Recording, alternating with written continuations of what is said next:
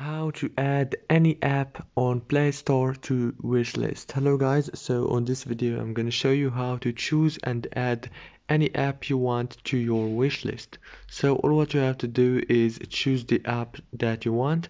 For example, I'm gonna choose Snapchat. Let's do the example.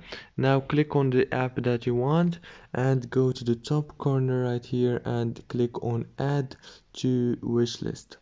Now, as you can see, it's added to my wish list. Let's go to the wish list, click here, click library, click wish list, and here is the snapshot as you can see on my wish list. Very easy and fast. If this video was helpful, please don't forget to like and subscribe, and thank you so much for watching this video until the end. See you later.